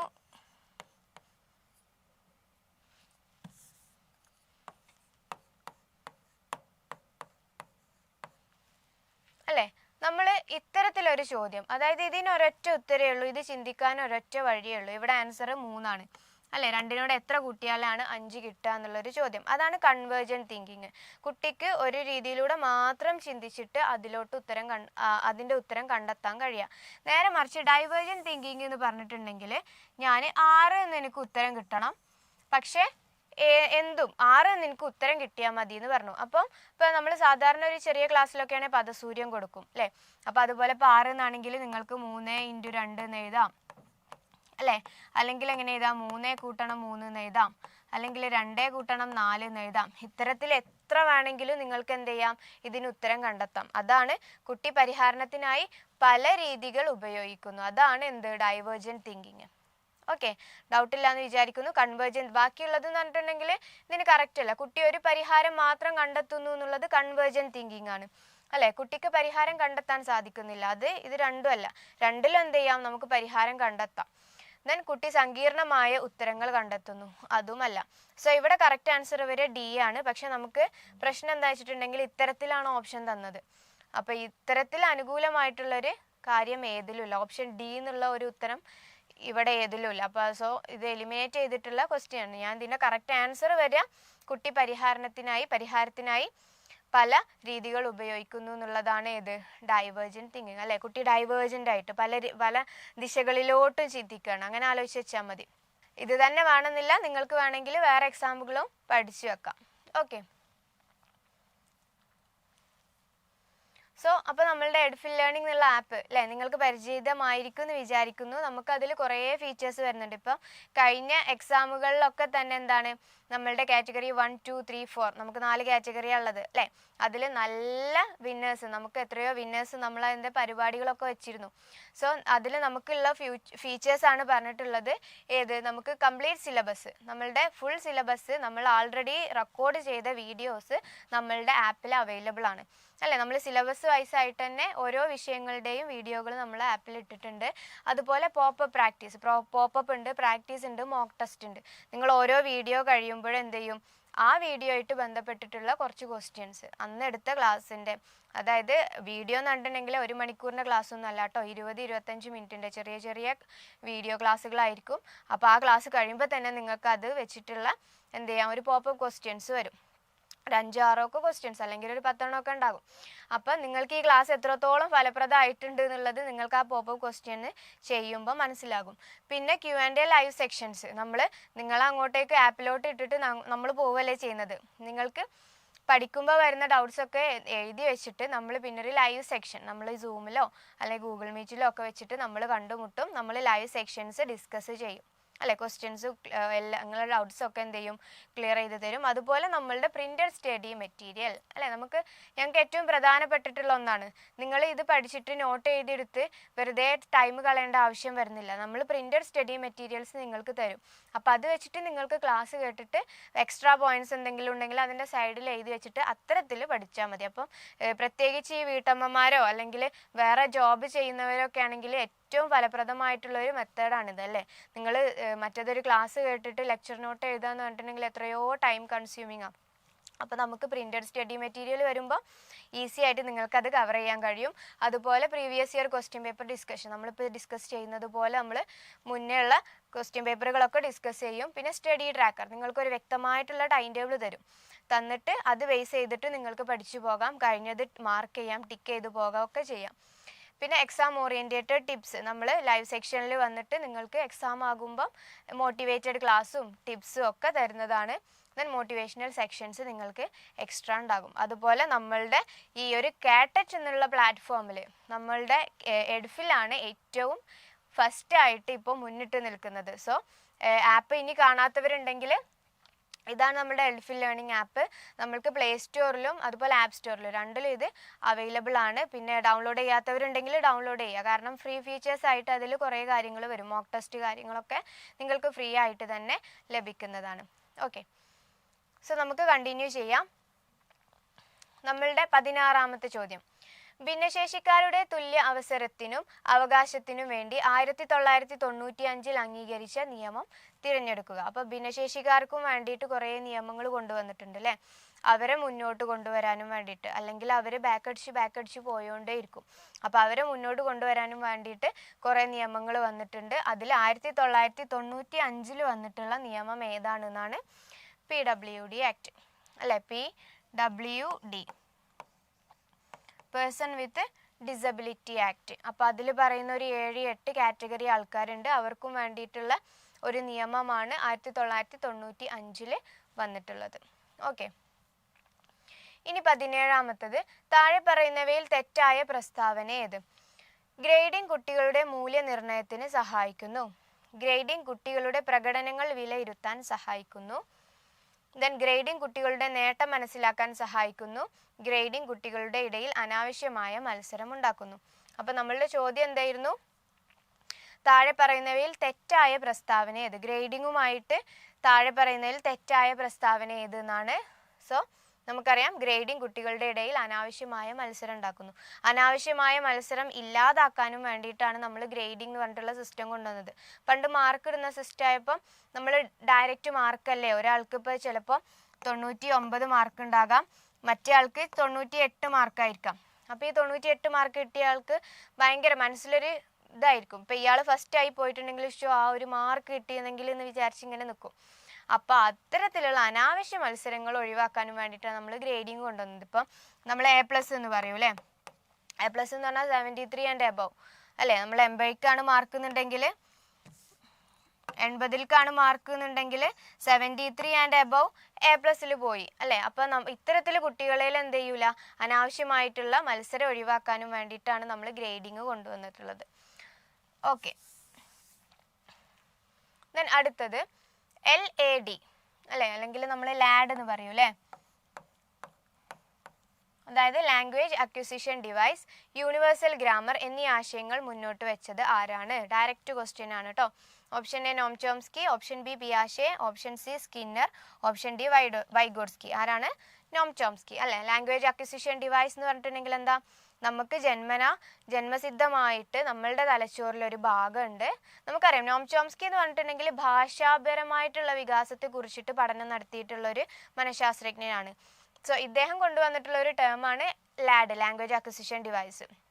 അപ്പോൾ നമുക്ക് ജന്മസിദ്ധമായിട്ട് നമ്മളുടെ തലച്ചോറിലൊരു ഭാഗമുണ്ട്, അതാണ് ഈ ലാഡ്. ഒരു ഡിവൈസ് ഉണ്ട്. ആ ഡിവൈസ് എന്ത് ചെയ്യും, ഏത് ഭാഷയായാലും അതിങ്ങനെ സ്വാംശീകരിച്ചുകൊണ്ട് എടുക്കും. അപ്പോൾ ജന്മസിദ്ധമായിട്ട് നമുക്ക് ഭാഷ ആർജിക്കാനുള്ളൊരു കഴിവുണ്ട്. അതിന് സഹായിക്കുന്ന ഒരു ഡിവൈസാണ് ലാഡ് എന്ന് പറഞ്ഞ ആളാണ് നോം ചോംസ്കി. ഓക്കെ, ദെൻ അടുത്തത്, അസുഖം കാരണമാണ് പരീക്ഷയ്ക്ക് ജയിക്കാൻ സാധിക്കാത്തത് എന്നൊരു കുട്ടി പരാതി പറയുന്നു. ഇവിടെ കുട്ടി ഏത് പ്രതിരോധ തന്ത്രമാണ് ഉപയോഗിച്ചത്? അപ്പോൾ നമുക്കറിയാം സമായോജന ക്രിയാതന്ത്രങ്ങൾ എന്ന് പറഞ്ഞിട്ടൊരു 8-9 ക്രിയാതന്ത്രങ്ങളുണ്ട്. അതെന്നാണ് ചോദ്യം. നേരത്തെ നമ്മൾ പഠന വൈകല്യം പറഞ്ഞതുപോലെ വരുന്നൊരു ടോപ്പിക്കാണിത് അല്ലേ. ഇതിന്ന് ചോദ്യം ഇല്ലാത്തൊരു ക്വസ്റ്റ്യൻ പേപ്പറും ഉണ്ടാവാറില്ല. സോ ഇതെല്ലാം തന്നെ ഇമ്പോർട്ടൻ്റ് ആണ്. അപ്പോൾ ഇവിടെ കുട്ടി പറയുന്നത് എനിക്ക് അസുഖം ആയതുകൊണ്ടാണ് പരീക്ഷയിൽ മാർക്ക് കുറഞ്ഞത് അല്ലേ. നമ്മളും കുട്ടിക്കാലത്ത് ഉപയോഗിച്ചിരുന്ന സ്ഥിരം പല്ലവിയാണ്. സോ ഓപ്ഷൻ എ യുക്തീകരണം, ഓപ്ഷൻ ബി നിഷേധം, ഓപ്ഷൻ സി ദമനം, ഓപ്ഷൻ ഡി ഉദാത്തീകരണം. നമുക്കറിയാം ആൻസർ വരുന്നത് യുക്തീകരണം അല്ലേ. കുട്ടി മറ്റൊരു ഇതിന്, അതായത് തൻ്റെ തെറ്റല്ല എന്ന് കാണിക്കാനും വേണ്ടിയിട്ട് മറ്റൊരു സാധനത്തെ അല്ലെങ്കിൽ മറ്റൊരാളെ എന്ത് ചെയ്യാണ്, പഴിചാരാണ്. അതാണ് യുക്തീകരണം വരിക. ഇനി നിഷേധം. നിഷേധം എന്ന് പറഞ്ഞിട്ടുണ്ടെങ്കിൽ എന്താ, നിഷേധിക്കുക. എന്താ, മറ്റുള്ളവരുടെ അഭിപ്രായങ്ങളും കാര്യങ്ങളും ഒന്നും മാനിക്കാതെ ഞാൻ പറയുന്നത് മാത്രം ശരിയെന്ന് പറഞ്ഞ് നടക്കുന്ന ആ ഒരു മെൻറ്റാലിറ്റിയാണ് നിഷേധം അല്ലെ. മറ്റുള്ളവരുടെ നിർദ്ദേശങ്ങളോ അപേക്ഷകളോ മാനിക്കാതെ സ്വന്തമായി പ്രവർത്തിക്കാനുള്ള പ്രവണത. ദമനം എന്ന് പറഞ്ഞിട്ടുണ്ടെങ്കിലോ, അസുഖകരമായതോ മറക്കാൻ ആഗ്രഹിക്കുന്നതോ ആയ ചിന്തകളെയും അനുഭവങ്ങളെയും അബോധ മനസ്സിലേക്ക് തള്ളിവിടുന്ന പ്രക്രിയ. അതായത് നമ്മൾ ഇപ്പോൾ നമ്മളുടെ ഇഷ്ടപ്പെട്ട ആൾക്കാരുടെ മരണമൊക്കെ അല്ലേ, നമ്മളിങ്ങനെ അലട്ടിക്കൊണ്ടിരിക്കുകയാണെങ്കിൽ നമ്മളത് മറക്കാനും വേണ്ടിയിട്ട് ഭയങ്കരമായിട്ട് ശ്രമിക്കും. മറക്കാൻ ശ്രമിക്കുന്ന കാര്യങ്ങളൊക്കെ പോകുക നമ്മളുടെ അബോധ മനസ്സിലോട്ടാണ്. അപ്പം അത്തരത്തിൽ മറക്കാനും വേണ്ടിയിട്ട് നമ്മൾ ശ്രമിക്കുന്ന ആ ഒരു പ്രോസസ്സാണ് ദമനം. ഓക്കെ, ബ്രേക്കപ്പുകളൊക്കെ ഉണ്ടാവാം. അപ്പം അയാളെ മറക്കാനും വേണ്ടിയിട്ട് നമ്മൾ വേറെ എന്തെങ്കിലും പുതിയ കോഴ്സ് ചേരുക അല്ലെങ്കിൽ പുതിയ ആക്ടിവിറ്റീസ് ചെയ്യുക, അതൊക്കെ എന്ത് വരും, ഈ ദമനത്തിൽ വരും. ഓക്കെ, അടുത്തത് ഉദാത്തീകരണം. ഉദാത്തീകരണം എന്ന് പറഞ്ഞാൽ പൂർത്തീകരിക്കാനാവാത്ത ആഗ്രഹങ്ങളെയും അഭിലാഷങ്ങളെയും ഒന്നുണ്ട് കേട്ടോ. മറ്റൊരു തലത്തിൽ സാമൂഹിക അംഗീകാരമുള്ള പാതയിലേക്ക് തിരിച്ചുവിടാം. സാധാരണ നമ്മൾ പറയുന്ന എക്സാമ്പിളാണ്, കുട്ടികളില്ലാത്തവർ അനാഥാലയത്തിൽ ഒരു സൺഡേ ഒക്കെ ചെലവഴിക്കുക അല്ലെങ്കിൽ അനാഥാലയം ഉണ്ടാക്കുക. അത്തരത്തിൽ വരുന്നതൊക്കെയാണ് ഉദാത്തീകരണം. മറ്റൊരു പാതയിലോട്ട്, ഇതൊരു പോസിറ്റീവ് ആയിട്ടുള്ള അത്തരത്തിലൊരു ചോദ്യം വന്നിട്ടുണ്ട് കേട്ടോ. ഈ സമായോജന ക്രിയാതന്ത്രങ്ങളിൽ പോസിറ്റീവ് ആയിട്ടുള്ള ഒരു ക്രിയാതന്ത്രം ഏതാണെന്ന്. ഇവിടെ ഇപ്പോൾ നമ്മൾ നേരത്തെ കേസ്, കുട്ടികളില്ലാത്ത ഒരാൾക്കാരാണ് അല്ലെങ്കിൽ ഒരു കപ്പിളാണ്. ഇവരെന്തെയാണ്, ഇവർക്കൊരു മനസ്സമാധാനം കിട്ടാനും വേണ്ടിയിട്ട് ഒരു പോസിറ്റീവായ മാർഗത്തിലോട്ട് തിരിച്ചുവിടാണ് അല്ലേ. അവരെന്ത് ചെയ്യാണ്, ഒരു അനാഥാലയം ഉണ്ടാക്കി അല്ലെങ്കിൽ ഒരു സൺഡേകളിൽ എന്ത് ചെയ്യും, എല്ലാ സൺഡേകളിലും ഒരു പോയിട്ട് അനാഥാലയം വിസിറ്റ് ചെയ്യും, അവിടുത്തെ കുട്ടികളുമായിട്ട് ഇടപഴകും.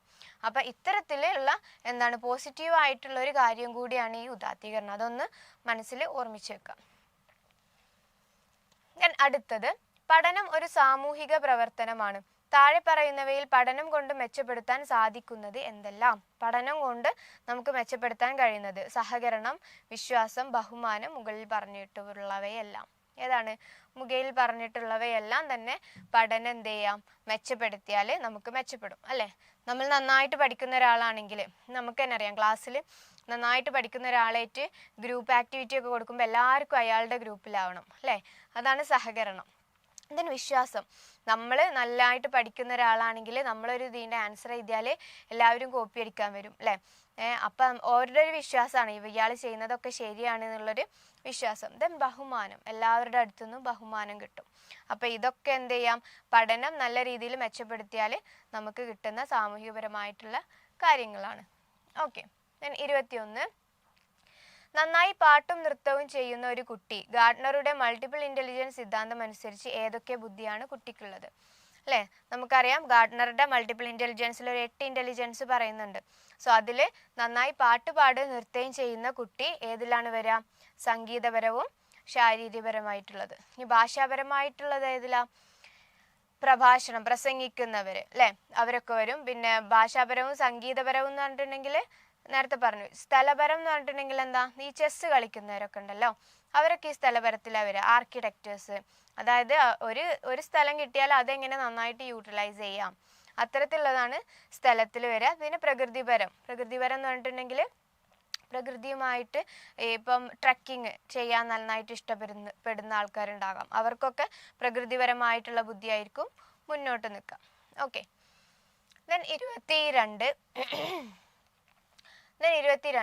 ഒരു ടീച്ചർ ക്ലാസ്സിൽ ഒരു പുതിയ പ്രശ്നം നൽകിയപ്പോൾ ഒരു കുട്ടിക്ക് അത് പരിഹരിക്കാൻ സാധിച്ചില്ല. കാരണം അവൻ അല്ലെങ്കിൽ അവൾ മുമ്പ് ഒരു പ്രശ്നം പരിഹരിക്കാൻ ഉപയോഗിച്ച അതേ മാനസിക പ്രവർത്തനങ്ങളാണ് പ്രശ്ന പരിഹരണത്തിനായിട്ട് ഉപയോഗിച്ചിട്ടുള്ളത്. പ്രശ്ന പരിഹാരത്തിലെ തടസ്സത്തിന്റെ പേര് എന്താണ്? അപ്പം ടീച്ചർ ഒരു ക്ലാസ്സിൽ ക്വസ്റ്റ്യൻ കൊടുത്തപ്പം ഒരു കുട്ടിക്ക് മാത്രം കിട്ടിയില്ല. കാരണം ആ കുട്ടി മുന്നേ പഠിച്ചത് ആ ഒരു സെയിം വേയിലൂടെ, ആ സെയിം പാത്തിലൂടെ തന്നെയാണ് ഇതിന് ഉത്തരം കണ്ടെത്താൻ ശ്രമിച്ചത്. ഒരു പക്ഷെ ഒന്ന് തിരിഞ്ഞ് ചിന്തിച്ചാൽ ചിലപ്പോൾ ഉത്തരം കിട്ടിയേക്കാം. പക്ഷെ ഈ കുട്ടി നേരത്തെ ചെയ്ത അതിൻ്റെ സൊല്യൂഷൻ എങ്ങനെയാണോ ചെയ്തത് അതേ സൊല്യൂഷനിലൂടെ തന്നെ ഇതിനെ ആൻസർ കണ്ടെത്താൻ നോക്കി. സോ അതുകൊണ്ടാണ് കുട്ടിക്ക് സാധനം കിട്ടാഞ്ഞത് അല്ലേ? പറഞ്ഞു, മാനസിക പ്രവർത്തനങ്ങൾ, അതേ മാനസിക പ്രവർത്തനങ്ങളാണ് പ്രശ്ന പരിഹരണത്തിനായിട്ട് ഉപയോഗിച്ചത്. അപ്പൊ ഈ തടസ്സത്തിന്റെ പേരെന്താണെന്നാണ് ഓപ്ഷൻ എ മാനസിക ചട്ടക്കൂട്, ഓപ്ഷൻ ബി പ്രചോദനം, ഓപ്ഷൻ സി യുക്തിചിന്ത, ഓപ്ഷൻ ഡി ക്രിയാത്മകത. അതായത് നമ്മൾ പറയും നീ എന്തിനാ സെയിം മെന്റാലിറ്റിയിലൂടെ തന്നെ ചിന്തിക്കുന്നത് എന്ന് പറയും അല്ലേ? അതന്നെയാണ് ഇവിടെയും പറഞ്ഞത്, മാനസിക ചട്ടക്കൂട്. അതേ മാനസിക ചട്ടക്കൂടിലൂടെ തന്നെ നോക്കിയിട്ടാണ് ഈ കുട്ടിക്ക് അതിന് ഉത്തരം കണ്ടെത്താൻ കഴിയാഞ്ഞത്. നേരെ മറിച്ച് കുട്ടി ഒന്നുകൂടി യുക്തിചിന്ത പ്രയോഗിച്ചിരുന്നെങ്കിൽ, യുക്തിചിന്ത എന്ന് പറഞ്ഞിട്ടുണ്ടെങ്കിൽ എന്താ, റീസണിങ് എന്ന് പറയും, റീസണൽ തിങ്കിങ് എന്ന് പറയും. എന്താ, നമ്മളൊരു മാത്സ് ഒക്കെ ഒരു പ്രോബ്ലം ചെയ്യുമ്പോൾ നമുക്ക് റീസണൽ തിങ്കിങ് ആണ് വരിക അല്ലെ? അവിടുന്ന് ഇങ്ങോട്ട് കൂട്ടണോ, ഇത് ലാഭം എന്ന് പറയുമ്പോൾ എങ്ങനെ ആക്കണോ എന്നൊക്കെ പറഞ്ഞിട്ട് നല്ല സങ്കീർണമായിട്ട് ചിന്തിക്കുന്നതിനാണ് യുക്തിചിന്ത എന്ന് പറയാം. പ്രചോദനം എന്ന് പറഞ്ഞിട്ടുണ്ടെങ്കിൽ എന്താ, മോട്ടിവേഷൻ അല്ലെ? അത് ഇതായിട്ട് ബന്ധമില്ല.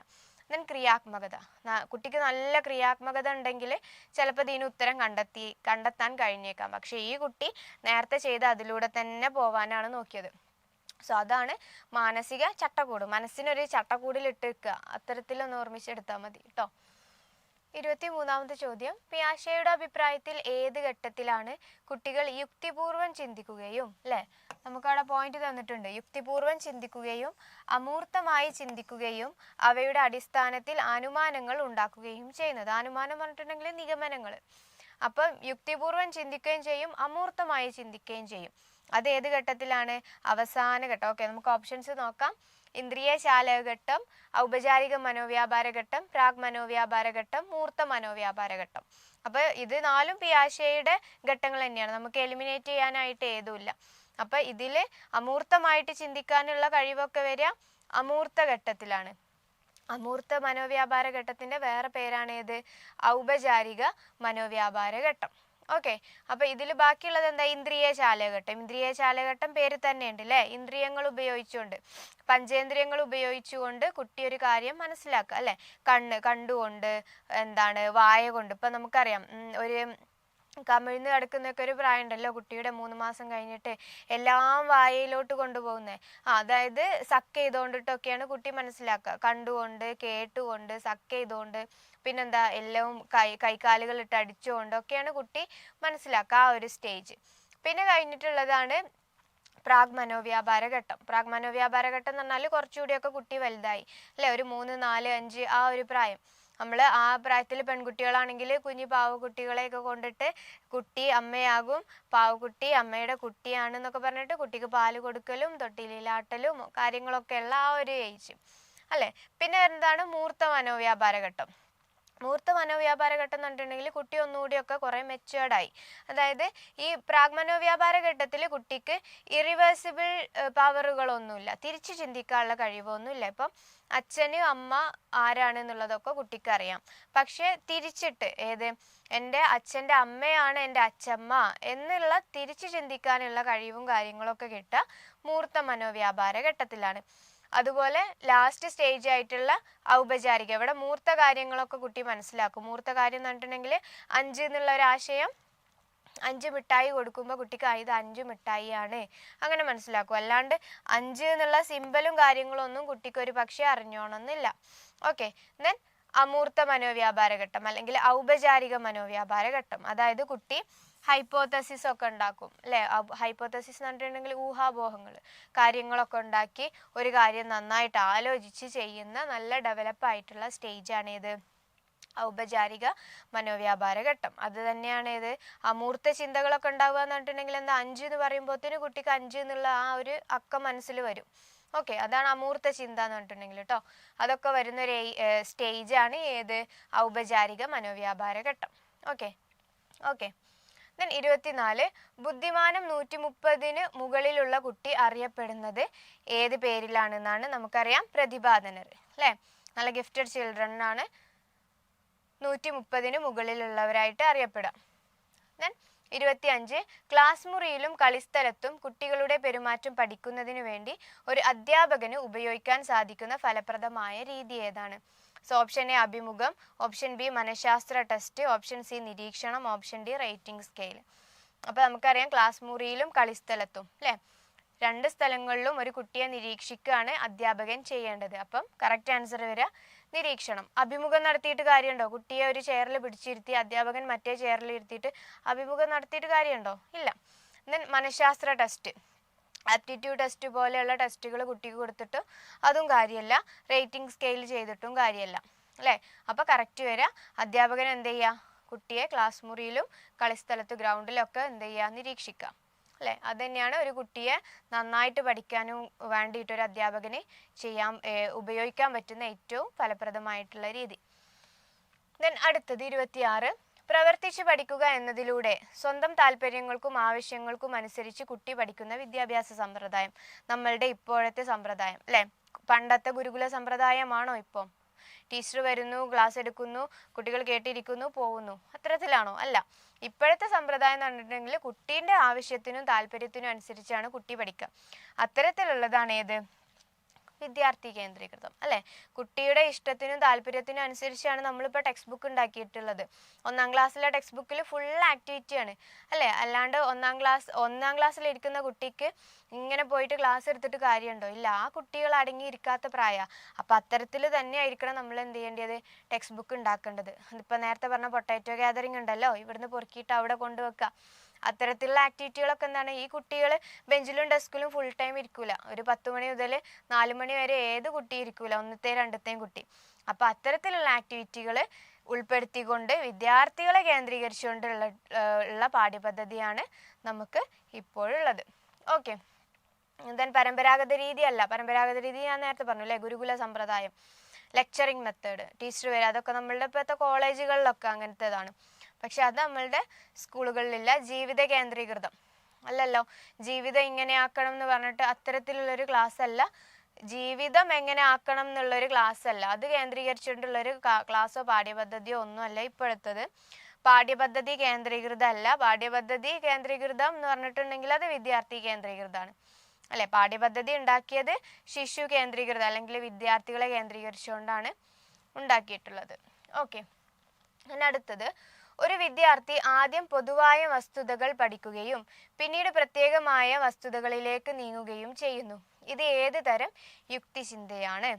ഓക്കെ. നമ്മൾ നേരത്തെ എന്താണ് കൺവേർജൻ തിങ്കിങ്ങും ഡൈവേർജൻ തിങ്കിങ്ങും പറഞ്ഞല്ലോ, അതേറ്റ് ചെറുതായിട്ടൊരു സാമ്യത ഉണ്ട് കേട്ടോ ഇതിന്.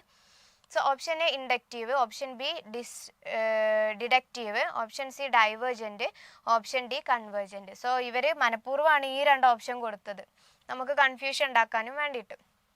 ഇവിടെ പറഞ്ഞു ഒരു വിദ്യാർത്ഥി ആദ്യം പൊതുവായ വസ്തുതകൾ പഠിക്കുകയാണ് ചെയ്യുന്നത്. അതായത് ഇപ്പം മാത്സിൽ a+b²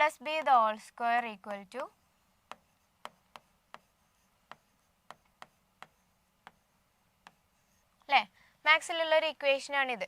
ഈ ഇക്വേഷൻ കുട്ടി ആദ്യം പഠിച്ചു, എന്നിട്ട് കുട്ടിക്ക് നമ്മളൊരു പ്രോബ്ലം കൊടുത്തു.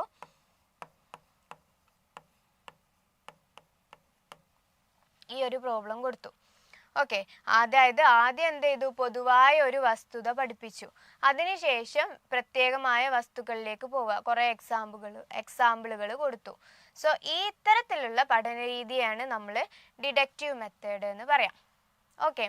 അതായത് ആദ്യം ഒരു പൊതുതത്വം പഠിപ്പിച്ചു, പിന്നെ എന്ത് ചെയ്തു, അതുമായിട്ട് ബന്ധപ്പെടുത്തിയിട്ടുള്ള വസ്തുതകളിലോട്ട് പോയി. അതാണ് ഏത്, ഡിഡക്റ്റീവ് മെത്തേഡ്.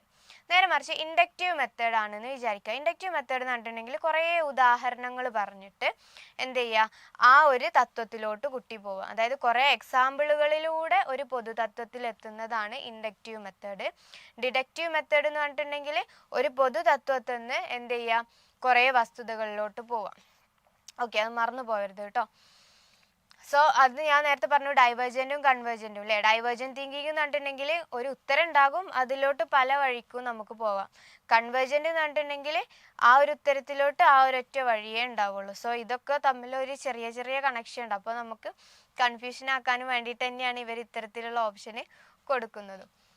ദെൻ 28 താഴെ പറയുന്ന മാർഗങ്ങളിൽ കുട്ടികളെ സ്കൂളിൽ വിജയിക്കാൻ സഹായിക്കുന്ന രീതികൾ കണ്ടെത്തുക. ദെൻ ഓപ്ഷൻ എ അധ്യാപക പഠന പ്രക്രിയ രസകരമാക്കുക. ഓപ്ഷൻ ബി ഒഴിവു സമയം. ഓപ്ഷൻ സി പാഠ്യേതര പ്രവർത്തനങ്ങൾക്ക് സമയം നൽകുക.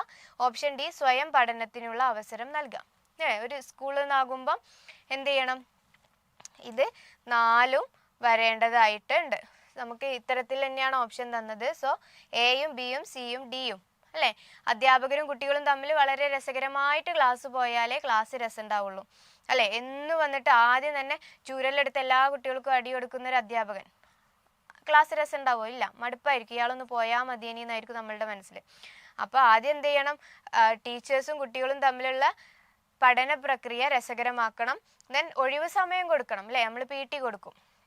പിന്നെ പാഠ്യേതര പ്രവർത്തനങ്ങൾക്ക് സമയം നൽകണം.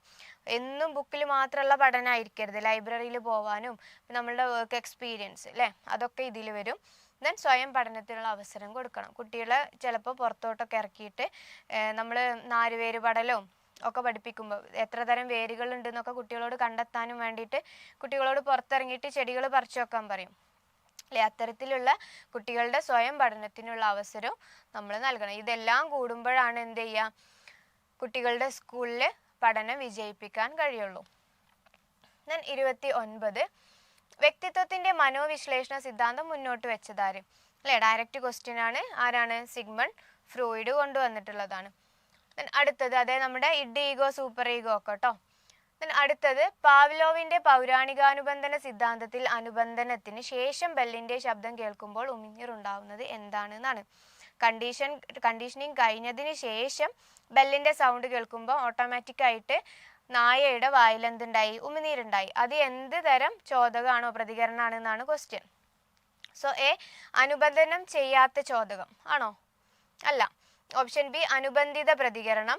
ഓപ്ഷൻ സി അനുബന്ധനം ചെയ്യാത്ത പ്രതികരണം. ഓപ്ഷൻ ഡി അനുബന്ധിത ചോദകം. ഓപ്ഷൻ ബി ആണ് അനുബന്ധിത പ്രതികരണം അല്ലേ. അപ്പോൾ നമ്മൾ കണ്ടീഷനിങ് ചെയ്തത് നമ്മൾ എന്താണ്, അനുബന്ധനം ചെയ്തതിന് ശേഷമാണ് ബെല്ലടിക്കുമ്പോൾ എന്ത് ചെയ്യുക, കുട്ടിയല്ല നായയുടെ വായിൽ വെള്ളം വരിക അല്ലേ, അപ്പോൾ ഉമിനീര് വരിക. അപ്പോൾ അത് നമ്മൾ കണ്ടീഷനിങ് ചെയ്തത്. അതിന് മുന്നേ എന്തായിരുന്നു, നോർമൽ കേസിൽ അല്ലെങ്കിൽ സാധാരണ രീതിക്ക് ഒരു നായക്ക് ബെല്ലടി കേട്ടാൽ ഉമിനീര് വരുമോ? ഇല്ല.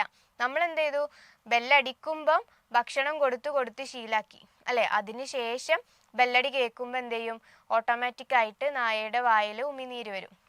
സോ അത് നമ്മൾ അനുബന്ധനം ചെയ്തതിന് ശേഷം ഉണ്ടായിട്ടുള്ള ഒരു പ്രതികരണമാണ് അല്ലേ. നമ്മൾ ബെല്ലടിപ്പിച്ചതിന് ശേഷം, ബെല്ലടിച്ച് ഫുഡ് കൊടുത്ത് അതിനെ ശീലാക്കിയതിന് ശേഷമാണ് ആ ഉമിനീരുണ്ടാവാൻ തുടങ്ങിയത്. സോ അതുകൊണ്ടാണ് ഇവിടെ അനുബന്ധിത പ്രതികരണം എന്നുള്ളതിൽ വരാം. ഓക്കെ, അപ്പോൾ ഇത്രയും ക്വസ്റ്റ്യൻസ് ആണ് നമ്മളുടെ കാറ്റഗറി 1 എന്ന് ചോദിച്ചത്. അതിലൊന്ന് എലിമിനേറ്റഡ് ആയിരുന്നു. സോ ഡൗട്ട്സ് ഒന്നും ഇല്ല എന്ന് വിചാരിക്കുന്നു. അപ്പോൾ ഇത്തരത്തിലെ എല്ലാ കാര്യങ്ങളും നമ്മളുടെ പഠന വൈകല്യം, ബ്രൂണർ, പിയാഷെ, പിന്നെ സിഗ്മണ്ട് ഫ്രോയിഡ്, ഇവർ 4 ആളെയും പഠിക്കാണ്ട് എന്തായാലും മുന്നോട്ട് പോകരുത്. എല്ലാ എക്സാമിലും ഇതുവരെ കഴിഞ്ഞിട്ടുള്ള ക്വസ്റ്റ്യൻ പേപ്പേഴ്സ് എടുത്തു നോക്കിയാൽ ഈ ഒരു 4 ഭാഗത്തുനിന്ന് ഇവരെ 4 ആളെ എന്തായാലും ചോദിച്ചിരിക്കും. പിന്നെ നമ്മളുടെ അപ്ലിക്കേഷണൽ ലെവൽ ക്വസ്റ്റ്യൻസ് അല്ലേ, അത് നമ്മൾ ടീച്ചേഴ്സ് ട്രെയിനിങ് ടൈമിലോ കാര്യങ്ങളിലൊക്കെ നമുക്ക് ലഭിക്കുന്ന അല്ലെങ്കിൽ ഉണ്ടാവുന്ന അനുഭവങ്ങൾ വെച്ചിട്ടായിരിക്കും ക്വസ്റ്റ്യൻ വരിക. അപ്പോൾ നമുക്ക് എന്ത് ചെയ്യാം, ഭയങ്കര സങ്കീർണമായിട്ട് ആലോചിച്ചിട്ടൊന്നും ഉത്തരം എഴുതണ്ട. ഡയറക്റ്റ് ഒന്ന് ജസ്റ്റ് വായിച്ചിട്ട്, അപ്ലിക്കേഷണൽ ലെവൽസിൻ്റെ ആട്ടോ ഞാൻ പറയുന്നത്, ഒന്ന് വായിച്ചിട്ട് നമ്മളൊന്ന് ഓപ്ഷൻസ് വെച്ച് കമ്പയർ ചെയ്തിട്ട് എഴുതാവുന്നതേ ഉണ്ടാവുള്ളൂ. ഓക്കെ, അപ്പോൾ കാറ്റഗറി 1 2023 ഡിസ്കസ് ചെയ്തത്. ഡൗട്ട്സ് ഒന്നും ഇല്ല എന്ന് വിചാരിക്കുന്നു. പിന്നെ അതുപോലെ നമ്മളുടെ എഡ്ഫിൽ ആപ്പിൻ്റെ എഡ്ഫിൽ ആപ്പിൻ്റെ കാര്യങ്ങളൊക്കെ നമ്മളുടെ ഡിസ്ക്രിപ്ഷൻ ബോക്സിൽ കൊടുത്തിട്ടുണ്ട്. കോൺടാക്റ്റ് നമ്പറൊക്കെ കൊടുത്തിട്ടുണ്ട്, നിങ്ങൾക്ക് ബന്ധപ്പെടാം. So okay, thank you.